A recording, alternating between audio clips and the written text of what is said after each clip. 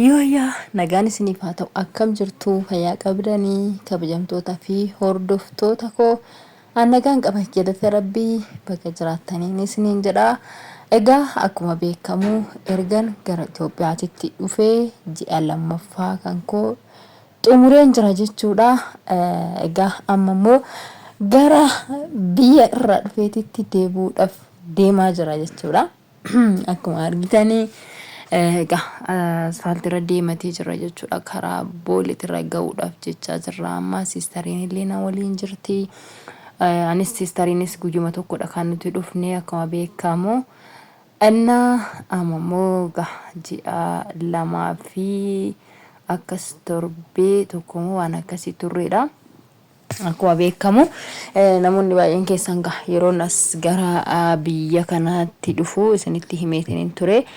Akkuma beekamu guyyaa tokkorra dhaachi kan kaa'e jechuudha. Ergasii ji'a lamaa fi guyyaa 16 turre. Guyyaa 15 jechuudha. Guyyaa 15 turre jechuudha biyya Itoophiyaa tana keessa.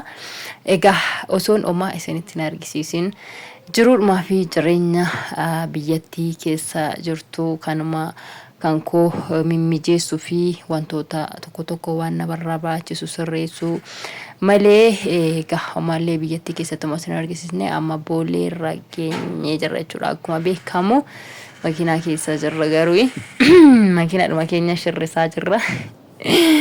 Makiinaadhuma keenya dhufne jechuudha. Amma boolee irra ga'uu geenye garuu guyyaadhaan dhufne sa'aatiin ganaadha. Sa'aatiin bararaa sa'aatii 4 irratti jechuudha. Akka biyya Dubaayii sa'aatii 4 irrattidha. Akka biyya Itoophiyaatti immoo sa'aatii Yemen akka biyya Itoophiyaatti sa'aatii 3 irratti 4 irratti immoo 3 irratti.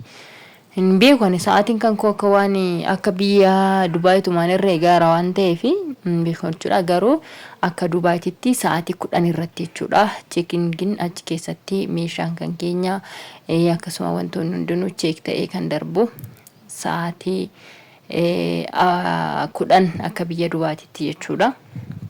Akka biyya keenyaatti yookiin akka Itoophiyaatti sa'aatii 4 natti fakkaata. 4 yookiin 3 hin beeku.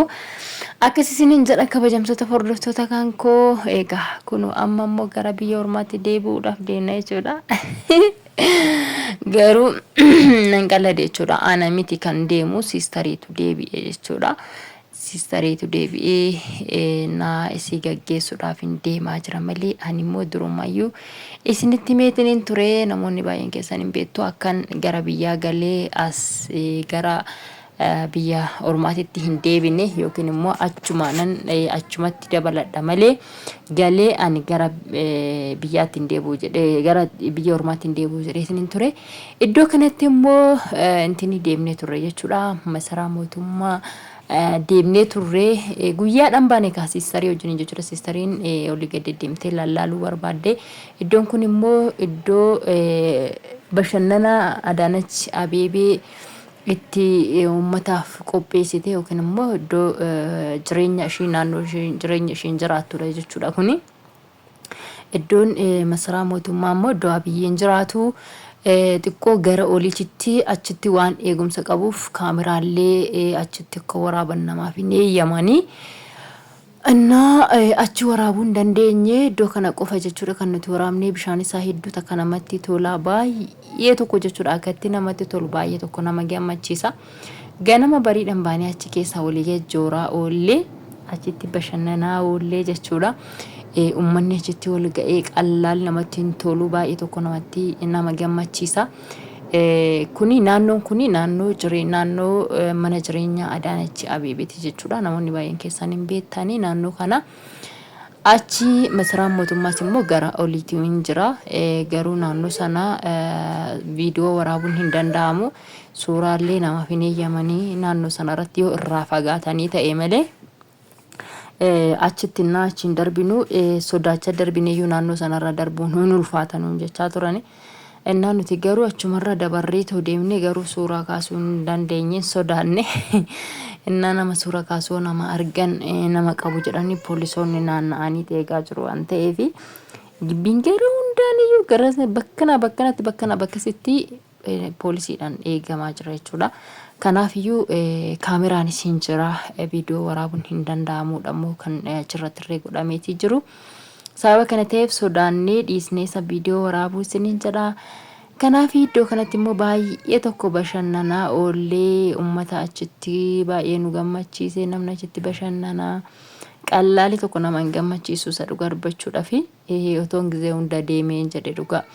Innaa iddoon naannoon jireenyaa mana Adaanach Abeebee baay'ee tokko bareeda, qallaali hin bareedu jechuudha. Annaa akkasii isiniin jedha kabajamtoota hordoftoota kan koo mammoo siistariin bakka achirraa baatee gara booletti deemuudhaaf jechaa jirra jechuudha. Achi baaneeti xumurree irraa bakka hunda deemne viidiyoo waraabne malee jechuudha. Viidiyoon isaa baay'eedha jechuudha. Bakka baay'ee irra deemne garuu viidiyoo waraabne haalli nutti mijate yaa irra deemte sinna laalaaltu silkiidhuman qabadhee deemee osoo kaameraa qabadhee deemee namatti tola. Ka silkii immoo akkasitti namatti naa qaban nama dabbara namatti hin tolu dhugaa dubbachuudhaaf kaameraadha jechuudha. Kaameraadha malee namarra das namatti hin jedhu. Naa silkii amma viidiyoo waraabuudhumaaf silkii naa akkana qabatan baay'ee das naman jedhu. Kanayyuu amma makiinaa keessa turre makiinaa keessatti waraabne isaa kana isa daandirraa kana. Innaa isa immoo bakkee bishaanichaa immoo bakka kukkutaatuman jechuudha. Siistariin kootti bakkas deemna kootti bakka na deemna naan jetti. Mashina si'achi naantini jettuun bakka si kukkutaatuma waraabee malee odoo hunda isaa waraabee qallaaliin bareedu. Iddoon bashannanaa gubbaarratti hin jira maal jedhama iyyuu inni tokko maal jedhama yaa rabbii maqaa isaa irraanfadheetiin hin jira. Naannoodhuma kana ta'e gubbaa isaarratti iddoo suurota warra kana warra durii kana jechuudha. Gootota durii teette bakkeen intiniin jira innis jechuudha. Bakkeen itti namni dhaqee achitti bashannanus achirree dhaqnee ilaallee turre garuu achitti dasne jechuudha. Das bakka wanti baay'een garuu namatti tola waraabuun isaa bakka das nama jiru maaliif namni caccab jedhee jira na waan ta'eef namni baay'eetu jira. Baay'ee tokko bakka nama intiniin jedhu das namatti hin jedhu. Namas immoo nama callistee viidiyoo nama waraabuun dhorkaadha waan ta'eef sababa kana ta'eef waraabuu hin dandeenye. Kanatti dhiisee isaan isiniin jedha malee bakkee sanattis baay'ee tokko bareeda jechuudha. Hedduu takka akkasii isiniin jedha kabajamtoota hordoftoota koo garummoo na siistariin na biraa deemtu hedduu takka natti dhaga'amee maaliifin waan isii namoota hunda caalaayyuu isii dhanaan walii gala waan ta'eef hanga immoo biyyaa baanettis duraanis ta'e naa Beeruutiin deemnus walumaan deebinee gallee asis immoo Dubaayin waggaa 4 jechuudha. Ishiinis otoo hin galin anis otoo hin galin waggaa 4 waliin jiraanne jechuudha. Mana maatii tokkooti kan nuti hojjetaa turre mana obbolaa lamaan jechuudha. Ani ishee intala dubara bira hojjedha. Isheen immoo isa dhiiraa bira hojjetaa turte. Haadha manaa qaba innis isheen kunis immoo tiraarii qabdi bakka bakkarra kan isaan jirani. Garuu wal argina jechuudha yeroo baay'ee walitti dhufne. Amma obboleewwan kiyya keessaa irra caalaa ishiidhaan walitti dhiyaadha. Waan hunduma baqqaan hiriyyaas hin qabu hiriyyaan koos isheedha. Bakka akka obboleettittis akka hiriyyaattis isheedhuman qaba jechuudha. Obbolee biraan man qaba garuu isheedhaan walii gala baay'inaani.